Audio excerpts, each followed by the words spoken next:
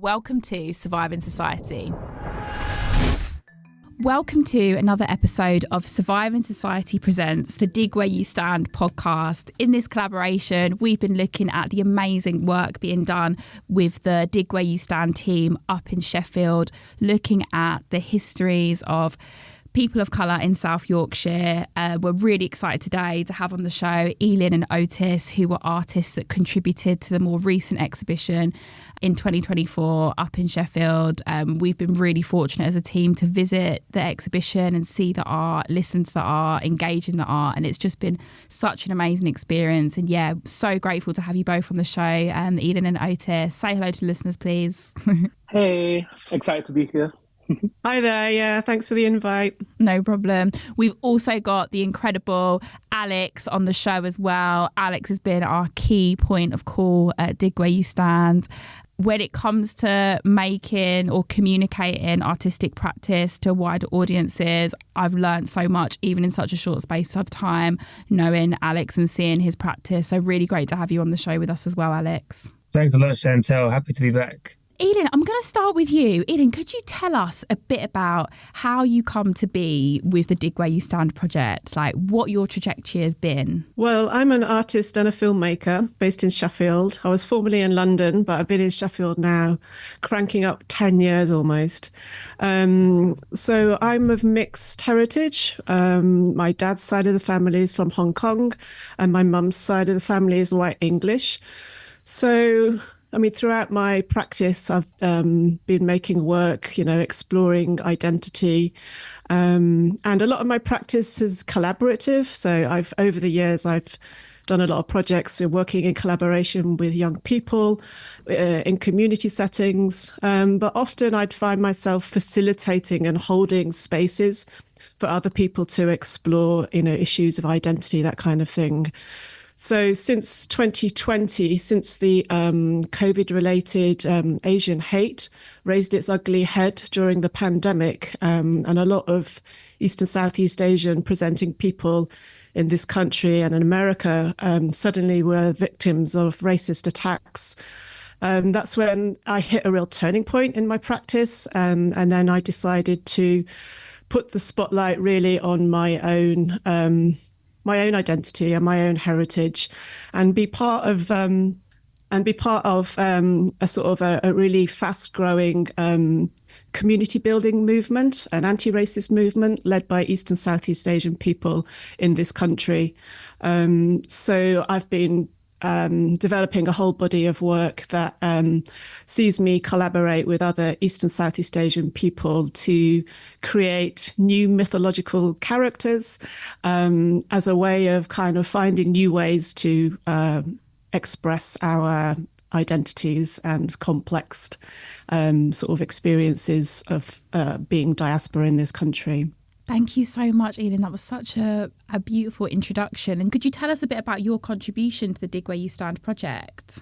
Yeah, developing these sort of new mythological characters in their cosmologies for a couple of years. And so far they've manifest as video installations and sort of a live performance in a gallery setting. And I always knew at some point I'd like to take these characters to the streets in some way and make a very sort of public expression of our identities. So when the commission for Dig Where You Stand came along, I thought this was a great opportunity to propose a street procession and devise a new mythological character in response to the archival research that I was to do. My research kind of involved finding out about the first recorded Chinese people in Sheffield, which happened to be a group of magicians who were passing through and performed here in 1855. So I worked collaboratively with a group of East and Southeast Asian creatives to devise a new character, sort of embodied the the spirits of these ancestors, as well as sadly a baby that died whilst the troupe were on tour in Sheffield. It was a family-led troupe, and the couple that sort of led it had a 5-week-old baby whilst they're in Sheffield, and he sadly died and was buried in a churchyard here in the city. And so that's how I that's the actual recorded evidence that we have that of this baby, because there is a burial record with his name, a Chow, and in brackets underneath it says Chinese. So that was like what I had to go off. Amazing. Every time I hear about or read or have been fortunate enough to visualize the artwork that is being showcased via Dig Where You Stand, it's just so, on a spiritual level, it's so heartwarming and it's so powerful, like to hear about like people like us like being here like years and years and years ago, and like it not being something, our presence not being something restricted to like the 20th century, like our presence here being one that's hundreds of years old. And yeah, hearing about like Chinese magicians like being here, it's incredible. Yeah, thank you so much for that, Eelyn. And Otis, coming to you, tell us about your trajectory into this work, and particularly collaborating with Dig Where You Stand. So I'm a poet and musician. Started working with Desiree like during my tenure as poet laureate in Sheffield. And by the way, sorry, bashment horns for that. Can I just stop you, Otis? When I saw that you were poet laureate, George, can we have some bashment horns for that, please? That is serious. Thank you. I very much looked up to Desiree, and do look up to Desiree as a writer and just as an artistic mentor in the city and a community builder in the city. And Desiree spoke to me about the project of Dig Where You Stand, and for me it definitely rang home and rang true, because it felt very revelatory and transformative, because similar to what Eelyn said, I'm looking at diaspora storylines and gaps in history, and for myself and for my own lineage, but also thinking about what are the universal connecting points, what are the mythologies that can connect us, what are the facts that can connect us, and just where fact has been and history has been obscured and manipulated for somebody else's narrative, for an oppressive narrative. How can we reclaim those stories back? That's always been kind of central to my practice, even in a very quiet and personal way. So the project of Dig Where You Stand really, really spoke to me. And my piece is about two people from the Gambia and Senegal who were in Sheffield under the horror of the missionary reign of a Quaker and a Christian in Sheffield. Just this idea that their freedom was limited and under this sort of like missionary Christian ideology. And that's something that I'm particularly interested in, because a lot of my work is influenced by biblical language and notions of the church. And I do a lot of thinking about concepts of the Black church and maybe how that can decolonize colonized versions of Christianity. So for me, it was a perfect story, and I wanted to like find ways to reclaim their story. And when their freedom was limited in Sheffield, they were having to teach this missionary person languages, and there was a plan for them to go to the Gambia. So this person from Sheffield could set up a missionary school. So for me, it was finding ways to talk about notions of spirituality and maybe relationships to concepts of God in a way that was decentralizing this missionary these missionary shackles. I wanted to tell that story through their perspective. It's so powerful, and I really love the kind of the critical intervention on the quote unquote missionary work, and also the Quakers as well. Like really like what you were saying, like looking to retrace that history and address like dominant narratives and actually what was going on, like where was power, who had the power and who didn't have the power, and like the way you've been able to interpret that, Otis, in your work is just so powerful. Like you just should be so proud of yourself. It's incredible. Thank you so much. So, Alex, when it came to getting Eelyn's work and Otis's work like together, can you tell us a bit about when those entries came through? Because automatically with these two, I can see the synergies, and it's just making me excited, like even thinking about like returning back to my own mind and remembering to seeing it, and then hearing the artists actually talk about it. I'm like, wow, like the synergies here are clear. Well, I suppose the thing to say first of all is that myself, Eelyn, Otis, Desiree have worked together for years. We know each other's work very well. And so we were really excited that both chose to apply, as were the wider sort of the panel who sort of made decisions on who would get the commissions ultimately. Both got the full commission because, as they both outlined, a very long track record of doing this sort of archival work through arts. So it's always exciting to work with them. I think the other thing is there are lots of artists in Sheffield who are interested in heritage and are applying their own creative practice in that domain. So there was a really rich array of applications to choose from. And each one was really different. You'll have seen from the biennial final 14, each art form is different to the one that came before it, which I think led to quite a dynamic showcase. But yeah, in terms of working with Eelyn and Otis specifically, I think what is particular about their work and why they're so good is that they can do so much of so little. So, for example, Eelyn is mentioned there, just one line from a burial record, and she can create this mythological character and build such an evocative performance that we saw in this street procession to wrap up the biennial. And Otis similarly can find a single line in a document, buried in the archives, and come up with a almost 10-minute epic poem that outlines these different perspectives. And to say we don't actually have a single written record of these two voices, and yet Otis is able to capture something of an essence, I suppose, because we're never looking to represent, because we don't know who these people were, we don't know what they were thinking, but we can try and reach for an essence and evoke an emotion, I suppose. And Otis is expert at doing that, well beyond Dig Where You Stand. And I think that's really clear in those final pieces, really emotional to listen to. And when you realize how small the reference point is, it's always quite amazing to then find and sit with the final product, because it's almost, how did you go from this one line to this full piece? But that's what it means to work with artists, and particularly talented artists like Eelyn and Otis. That's the combine, isn't it? It's the Etis podcast. I think we should do a little collaboration. Yeah, come on. It's in my life. Oh, there we go. Yeah. I think we should form our own mythological character, Otis. Etis, yeah.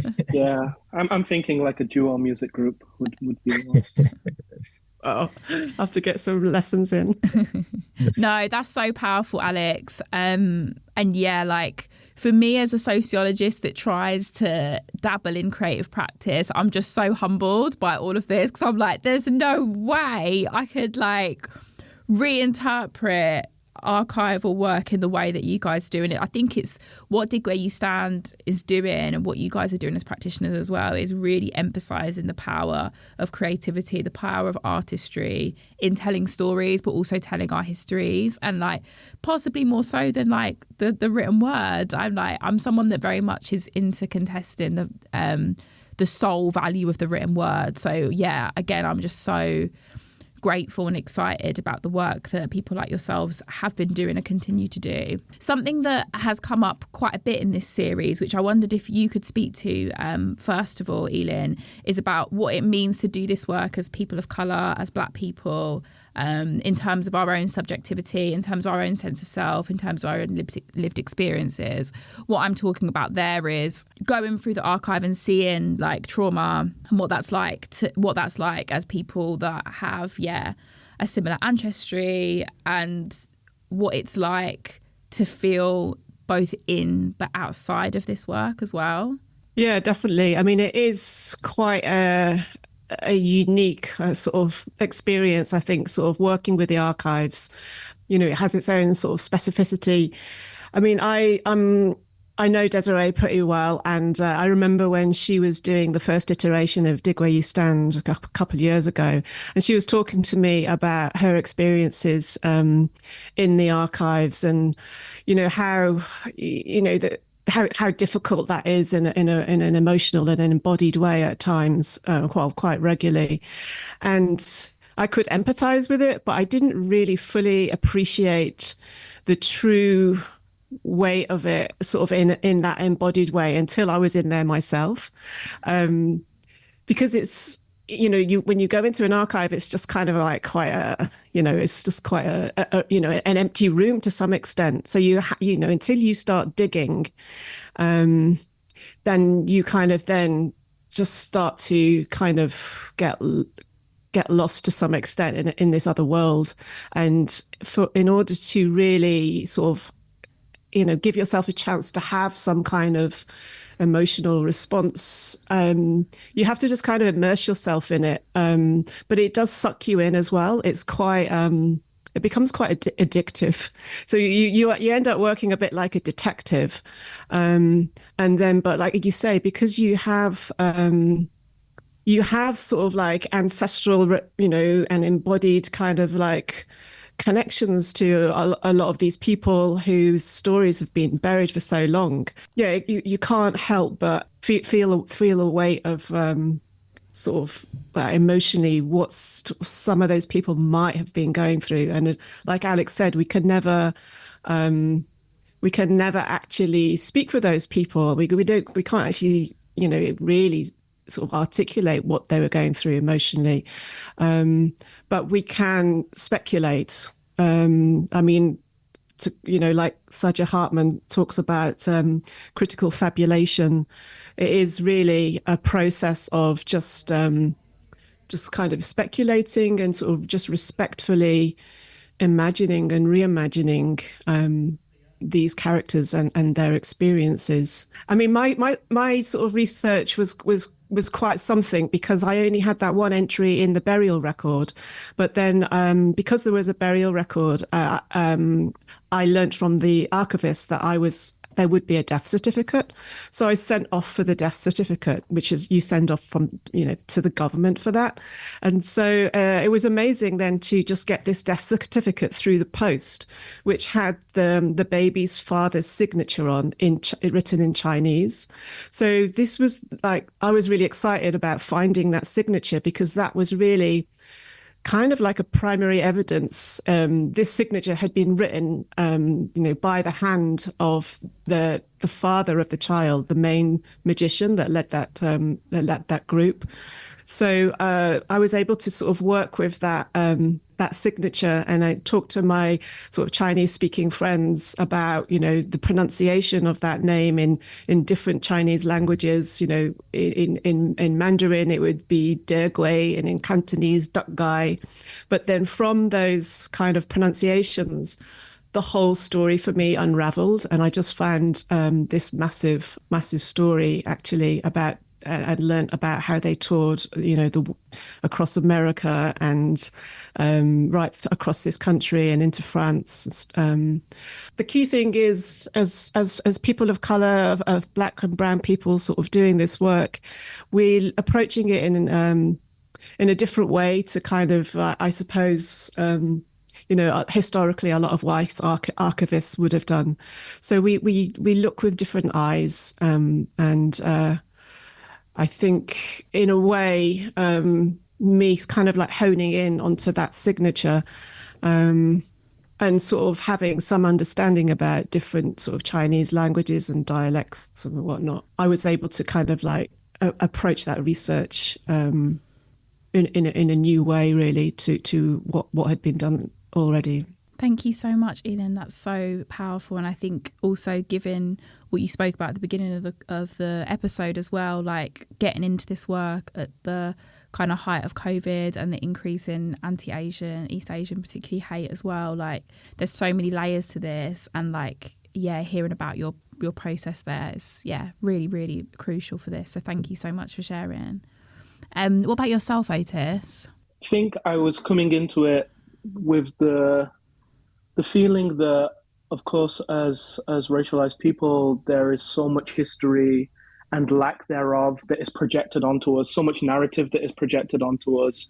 And often I feel like our histories in Britain are forced under specific monoliths. And that's always bothered me. And it definitely leaves a sense of not feeling fully whole. You know, I'm in my work, I'm thinking a lot about being of different heritages and having different heritages in my family, what it means to occupy different identities, and thinking about like how the monoliths that are projected onto us perhaps fracture us, and I think what often happens is you end up with a grasp on history of yourself and of people who look like you that isn't quite whole. You know, you're having to patch pieces together. And yeah, like I said, so many narratives are projected onto us. So for me, I think what it meant was, you know, going into the archives, yes, with that pain and yes, with that that lack of knowledge, but thinking about what it means to ethically take that idea of projection as an artist, and as an artist of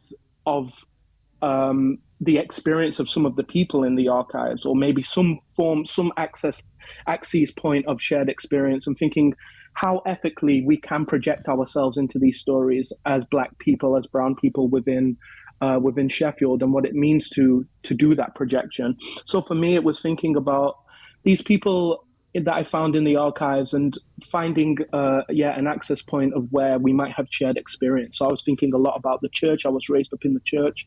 I was thinking a lot about queerness, and I was thinking about then things of a specific iteration of religion or religious submission might do to one's psyche, might do to one's sense of self and identity.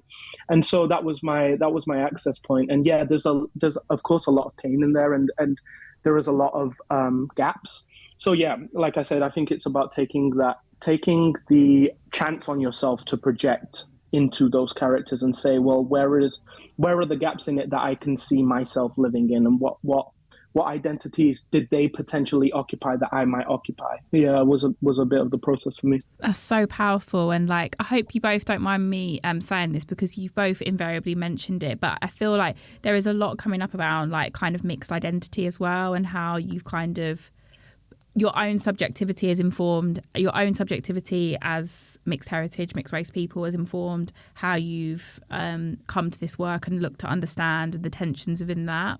Is that kind of what you're saying as well, Otis, there? I guess I tend to, myself personally, when going into the archives and when thinking about work around identity, I tend to avoid words like mix, because I'm thinking about like the notions of fracturing that potentially happens, and maybe thinking a little bit about like what that does to our psyche when we're using words like mixed, and you know, I'm thinking about these two people in the archives, and the different identities that they occupy and the wholeness of those identities. So for me, I, of course, having multiple heritages, you know, creates a sense of you know, occupying different spaces, occupying different identities. But I think I was less focused on notions of mixed heritage, and I was more so thinking about, the fullness of those identities and what they would mean in and of themselves. But yeah, I love that. Thank you. But I think you're right. I think what you're saying is right. I think it's not that I've misinterpreted it. It's that maybe I have to an extent, and actually like, what you said, the mixedness actually, or the quote unquote reference to mixedness actually fractures. Like, I'd never thought about it like that. That's so powerful and so important. Thank you for that. It's brilliant. Worries. It's brilliant. Alex, I don't know if there's anything else you kind of wanted to add to this conversation about this particular trajectory or part of Dig Where You Stand. I think perhaps to say that there are so many more stories to discover. And what's so exciting I find about Dig Where You Stand and working with artists like Eelyn and Otis is, like I said before, being able to do so much with so little. the archive is bursting full of documentation, different materials where traces of these histories can be found. The issue obviously has been historically that the value of those little moments in the archives hasn't been observed, hasn't been acknowledged. And even if it has been, the person looking at it, engaging with it, hasn't had the expertise or the experience or, cultural or otherwise, to be able to do something with it. So for artists, though, whilst there are all these gaps and these fragments that Otis was just speaking about, because of that artistic sensibility, something really significant can still be drawn out, and these lives can be honored in ways that I don't think other people can manage. I think it is an artistic thing that we can build these stories from, these one-liners or these dates even. So what's so exciting about that is that we have a wealth of artists, in South Yorkshire who have both the interest, inclination, and the skill set to be able to expose and excavate so many more histories that will reveal something quite different about the legacy of South Yorkshire. And already, Eelyn talked about this earlier. We've now got a different sense about when the first Chinese people came to Sheffield. We are finding new history about this region all the time. And that's a really important element of this project movement as well. We want the artistic sensibility to be centered. We want to evoke this emotion and leave people with a sense of what these people were like, as people, beyond facts and figures. But the history also has to be there. This has to be rooted in something tangible also. And we're trying to speak to both all the time. And so the fact that we can hold ourselves up in historical conversations as much as we can as in artistic, I think is what gives credence to Dig Where You Stand. So I suppose it's just a point to say that there's so much more to come. And it's been brilliant working with Eelyn and Otis, and I hope that they're going to continue to work with us going forward, because the idea with this is that we take people along throughout the entirety of the journey. You don't get commissioned once and then leave. We're building, as Desiree always talks about, a movement more than a project. But I'm also really excited to bring on board other artists who will have equally their own areas of interest and our own skill sets and art forms to bring to this. And it's exciting to think what we might be talking about, what stories we might have found, in 2 years' time with the next biennial. So that's probably my final point to say. That was beautifully put, Alex. Like the tension between, the creative output and expression, artistry, and actually locating history. And that's what I think you guys are doing such a brilliant job at. So, I just think everything you're doing is so inspiring, and just on behalf of all of us trying to make it happen right now in the creative, academic, scholarly world, thank you. Thank you so much. Yeah. But just to add that the procession that I did, which was called Ancestral Futures, took place on the 17th of August. And it was right in the midst of the far-right rioting that was taking place.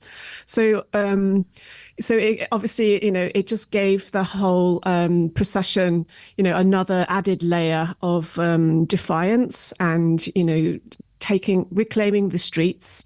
So as well as our mythological character, we had, about 40 or 50, people of East and Southeast Asian heritage from communities across the region and beyond, marching with us, carrying photographs of ancestors and objects from another time and place.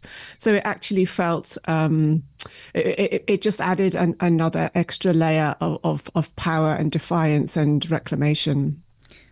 What an excellent way to finish the podcast. Thank you so much, Eelyn, for sharing that with us. Like resistance at the height of what feels like a very dire situation when it comes to white supremacy across Europe. So thank you so much for sharing that with us. The acts of defiance and resistance is integral. Thank you so much. We will see you. Thank you. We'll see you next week, listeners. Bye. Thank you for listening to Surviving Society. To support our work, you can rate, review and subscribe to host or produce a series of Surviving Society, get in touch with us via Twitter or Instagram.